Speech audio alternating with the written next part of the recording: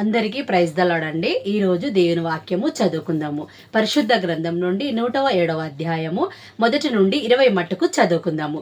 పరిశుద్ధ గ్రంథం నుండి కీర్తనలు 107వ అధ్యాయము 1 నుండి 20 మట్టుకు చదువుకుందాము. యెహోవా దయాళుడు, ఆయనకు కృతజ్ఞతాస్తుతులు చెల్లించుడి, ఆయన కృప నిత్యముండును. యెహోవా విమోచించిన వారు ఆ మాట పలుకుదురుగాక. విరోధుల చేతుల నుండి ఆయన విమోచించిన వారును, తూర్పు నుండి పడమటి నుండి ఉత్తరము నుండి దక్షిణము నుండి నానా దేశముల నుండి ఆయన పోగు చేసిన వారును ఆ మాట పలుకుదురుగాక. వారు అరణ్యమందలి ఎడారి త్రోవను తిరుగులాడుచుండిరి. నివాస పురమేదియు వారికి దొరకలేకపోయెను.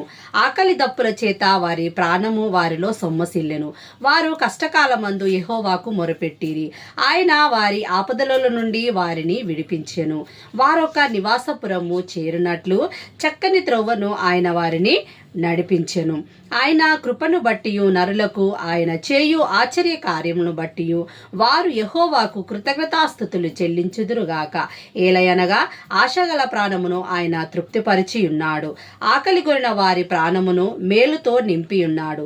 దేవుని ఆజ్ఞకు లోబడక మహోన్నతుని తీర్మానమును తృణీకరించినందున బాధ చేతను ఇనుపకట్ల చేతను బంధింపబడిన వారై చీకటిలో మరణాంధకారములోను నివాసము వారి హృదయమును ఆయన ఆయాసము చేత కృంగజేసెను.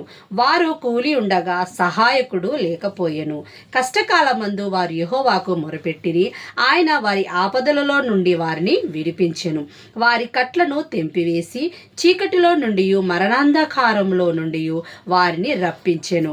ఆయన కృపను బట్టి నరులకు ఆయన చేయు ఆశ్చర్య కార్యమును బట్టి వారు యెహోవాకు కృతజ్ఞతాస్తుతులు చెల్లించుదురుగాక. ఏలయనగా ఆయన ఇత్తడి తలుపులను పగలగొట్టి ఉన్నాడు, ఇనుప గడియలను విరగగొట్టి ఉన్నాడు. బుద్ధిహీనులు తమ దుష్ట ప్రవర్తన చేతను తమ దోషము చేతను బాధ తెచ్చుకుందురు. భోజన పదార్థములన్నీ వారి ప్రాణమునకు అసహ్యమగును.